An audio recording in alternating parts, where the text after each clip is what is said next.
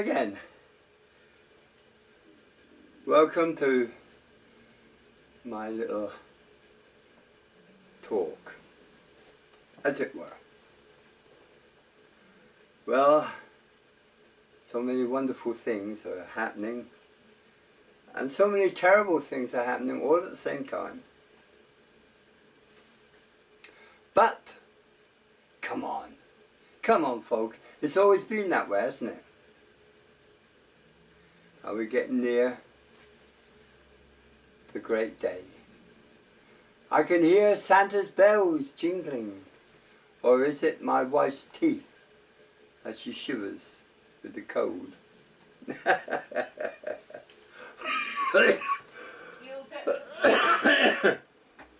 My God, and there's me thinking it was asleep.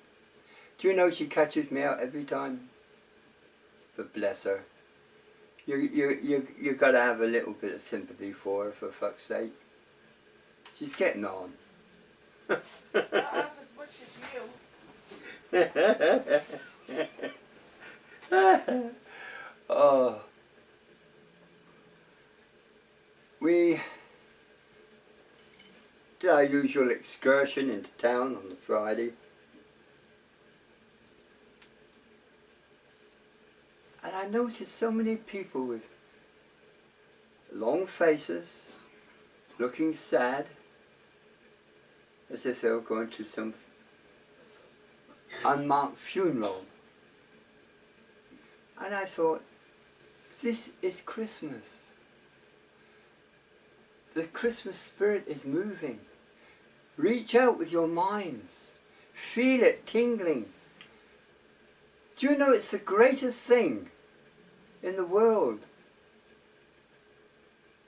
They call it the Christmas spirit. But everyone united in this great, wonderful feeling of elation and euphoria.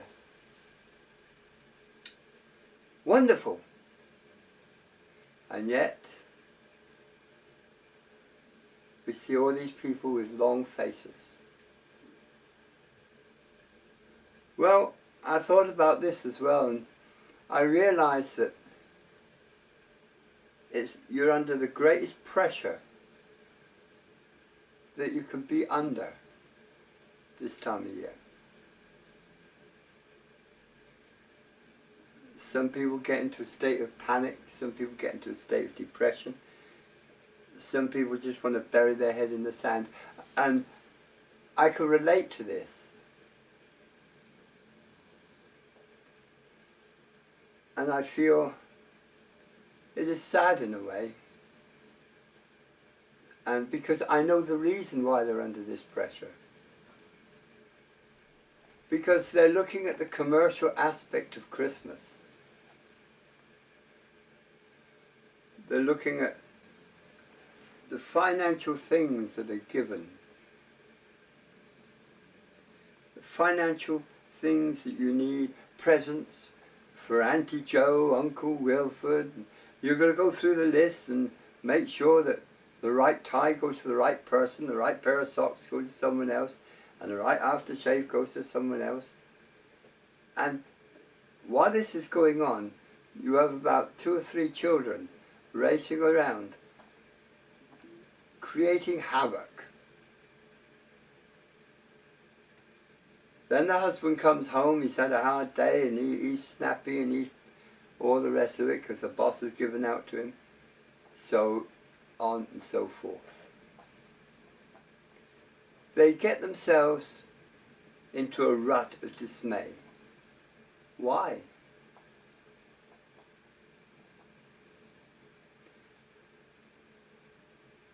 There's a little family. They didn't have much for Christmas.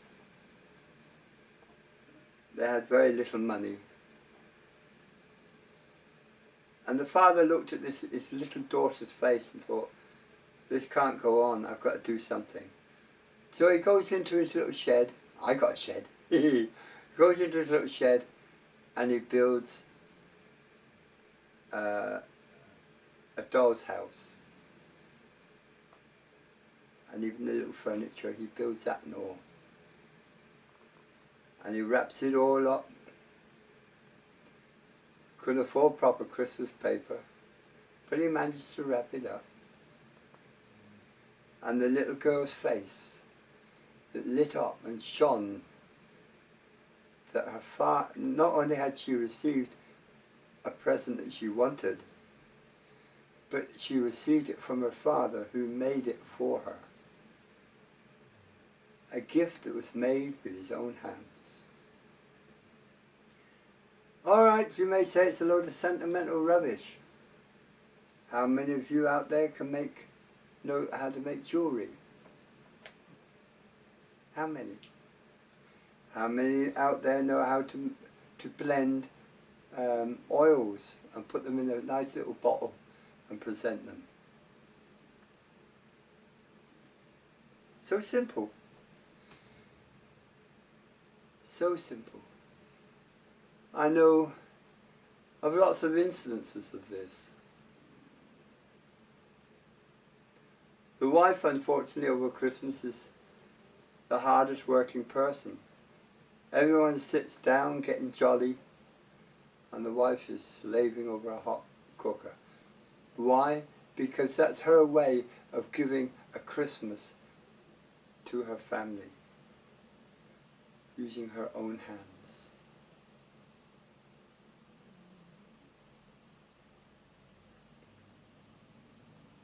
After the war years, there wasn't a lot of money around, as most of you know. And I remember a Christmas that I had. I had a wooden horse, I had a wooden gun. I always remember, and there's a big wooden boat, but it was made of slats, you know.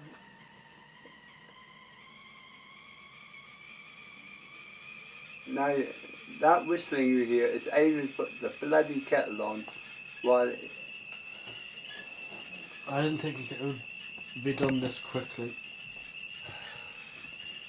let's start it all over again. We won't. What are you doing? Just adjusting the camera, that's all. So, He's adjusting the camera. so I can get out and you can Oh, talk. God almighty, you don't have to think weird. You're a weird boy.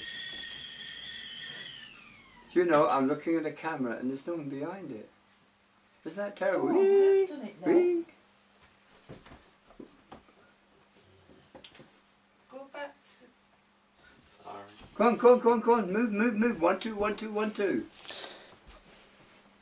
The joys of having to put up with him. You're the idiot that did it. No one else. I'm in the middle of writing a message. And Adrian, he's in the method of doing the idiot.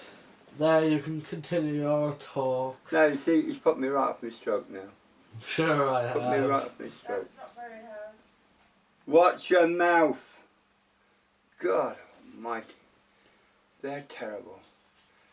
And there's my wife out talking. I'm writing to Grandma. Oh my God, no. Adrian's Grandma. Oh. Well, you'd have a bit of difficulty writing to yours, wouldn't you? We could send a message by email. Spiritual email. What a terrible thing to say. Anyway, now, completely messed it up now. Here's me going into a philosophical discussion and it's all messed up. The kettle boiled. I got no tea, by the way. The kettle boiled. Oh, what a mess up. And there she is. We're going to my grandma. Oh, God. Anyway. Christmas. Everyone getting ready. We're dusting off their Santa suits. Looking for the Christmas stockings to put up on the mantle, to hang from the mantelpiece. And all the beautiful decorations. Turning their houses into a glorified lighthouse for aliens.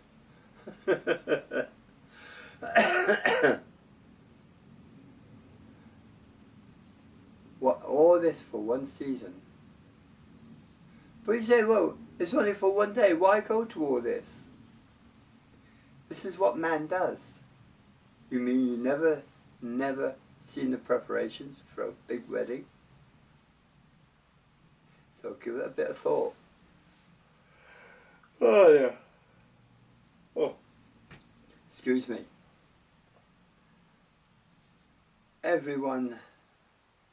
Man loves to have, how can I put this? Big festive rituals, weddings. Over here in Ireland, even a funeral is a big festive ritual. You all plough into the pub, get loads of food to eat, and get sloshed. But you see, in Ireland, you don't need an excuse to get drunk. Anything is good. Oh, and I'm glad I'm teetotal. All that drink, and it's going to all pass through the body as liquid and be wasted. Money gone, down the drain. Who cares? What's money anyway? A man-made convenience.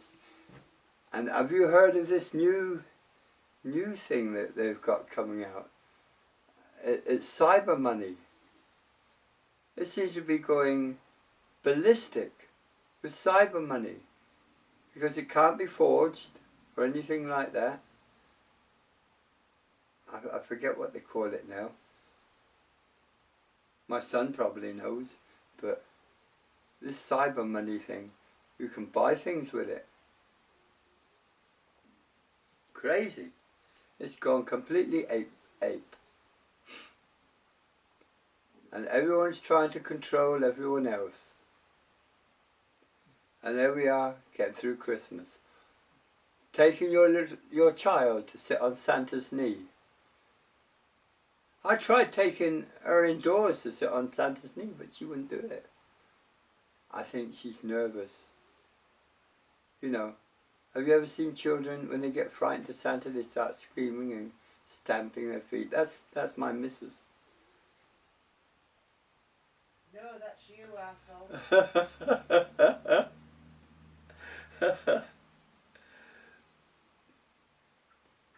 Well, I'm not going to go into a talk this time of people that need you and need help. I'm not going to go into that because I fully explained that on the last talk I had.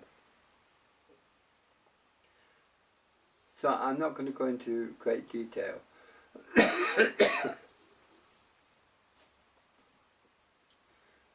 But we can get pleasure from little things. As I said, my other half's out in the garden, feeding the birds and talking to them. And she can get ready to put the food out, and you'll see one crow, and he'll go back and he'll squawk and he'll let the others know, and then they come. The invasion of the bird people. And she was telling me that they've scientifically proven online that the crow will recognize faces and it knows who is going to be good to them and who is going to abuse them. The crow knows. You will send out a scout. That scout will cruise along looking to see whether there's food around. Then it will go and tell the others and they flock.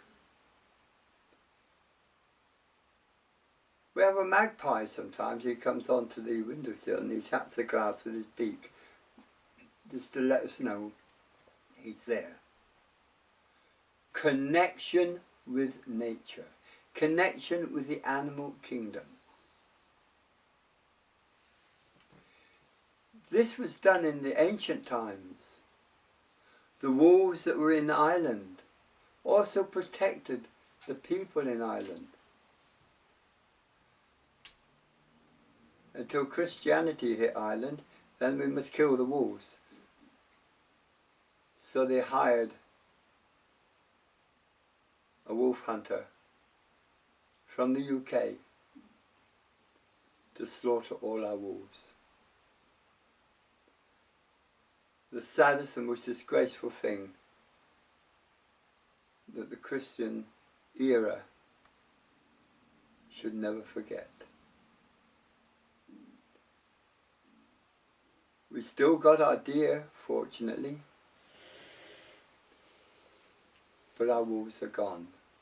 Now we have to hire people to cull the deer because we haven't got the natural thing, like the wolves, to do it for us. Man interferes with nature. He thinks he is the greatest thing, that he is the greatest intelligence on this earth. He is wrong. Someone once told me that a goldfish has only got a memory of a few seconds.